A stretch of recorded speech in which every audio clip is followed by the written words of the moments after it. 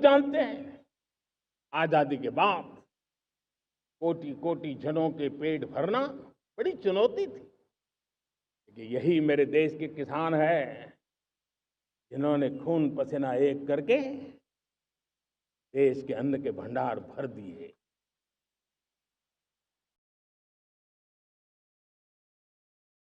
अनाज के संबंध में देश को आत्मनिर्भर बना दिया। एक राष्ट्र के लिए आत्मसम्मान की सबसे बड़ी कसौटी आज भी उसकी आत्मनिर्भरता है। और मेरे प्यारे देशवासियों, विकसित भारत का आधार भी है आत्मनिर्भर भारत।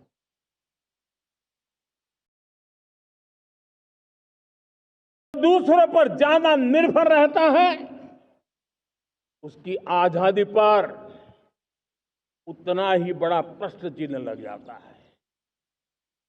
और दुर्भाग्य तो तब बन जाता है जब निर्भरता की आदत लग जाए, पता ही ना चले हम कब आत्मनिर्भरता छोड़ रहे हैं और कब किसी के निर्भर हो जाते हैं। ये आदत खतरे से खाली नहीं है और इसलिए प्रतिपल जागरूक रहना पड़ता है आत्मनिर्भर होने के लिए। और मेरे प्यारे देशवासियों, आत्मनिर्भरता का नाता सिर्फ आयात और निर्यात, रुपये, पैसे, पाउंड, डॉलर यहां तक सीमित नहीं है। इतना सीमित अर्थ उसका नहीं है। आत्मनिर्भरता का नाता हमारे सामर्थ्य से जुड़ा हुआ है। और जब आत्मनिर्भरता खत्म होने लगती है तो सामर्थ्य भी निरंतर क्षीण होता जाता है। और इसलिए हमारे सामर्थ्य को बचाए रखने, बनाए रखने और बढ़ाए रखने के लिए आत्मनिर्भर होना बहुत अनिवार्य है। साथियों, हमने ऑपरेशन सिंदूर में देखा है मेड इन इंडिया की कमाल क्या थी। दुश्मन को पता तक न चला कि कौन से शस्त्रास्त्र है, ये कौन सा सामर्थ्य है जो पलक भर में उनको नष्ट कर रहा है। सोचिए, अगर हम आत्मनिर्भर होते न होते तो क्या ऑपरेशन सिंदूर इतनी त्वरित गति से हम कर पाते? ताने कौन सप्लाई देगा, नहीं देगा, साजो सामान मिलेगा, नहीं मिलेगा, इसी की चिंता बनी रहती। लेकिन हमें मेड इन इंडिया की शक्ति हमारे हाथ में थी, सेना के हाथ में थी। इसलिए बिना चिंता, बिना रुकावट, बिना हिचकिचाहट हमारी सेना अपना पराक्रम करती रही। और ये पिछले 10 साल से लगातार डिफेंस के क्षेत्र में आत्मनिर्भरता पर हम एक मिशन लेकर के चले हैं, उसके नतीजे आज नजर आ रहे हैं।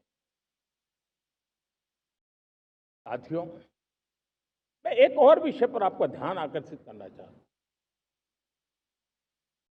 इस बात से कोई इनकार नहीं कर सकता कि 21वीं सदी टेक्नोलॉजी ड्रिवन सेंचुरी है। और जब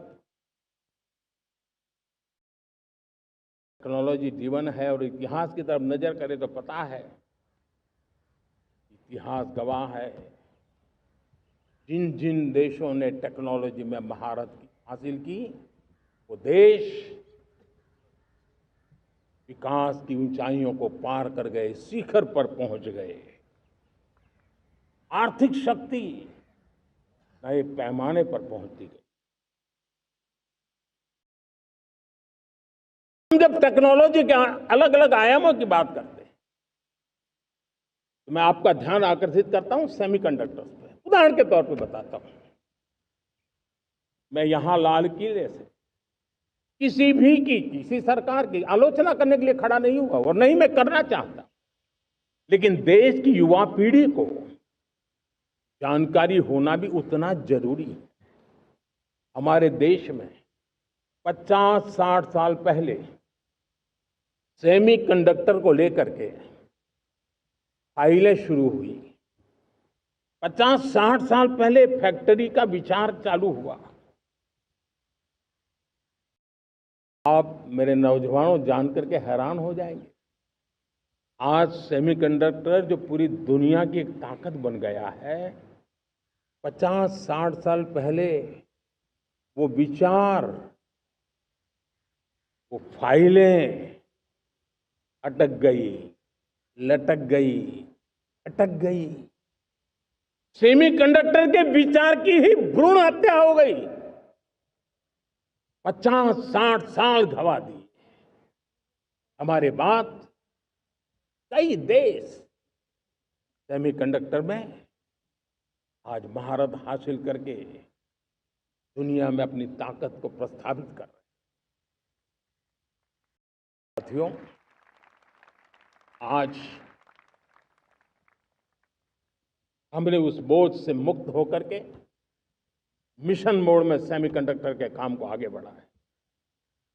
6 अलग अलग सेमीकंडक्टर के यूनिट्स जमीन पर उतर रहे हैं। 4 नए यूनिट्स को हमने ऑलरेडी हरी झंडी दिखा दी है, ग्रीन सिग्नल दे दिया है। और देशवासियों और मेरे खास करके नौजवानों और विश्व भर में भारत की टेक्नोलॉजी की ताकत को समझने वाले लोगों को भी कहना चाहूंगा, इसी वर्ष के अंत तक मेड इन इंडिया, भारत की बनी हुई,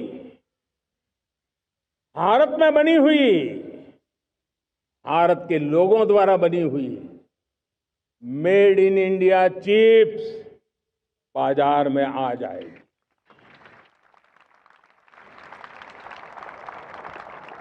मैं दूसरा उदाहरण देना चाहता हूं।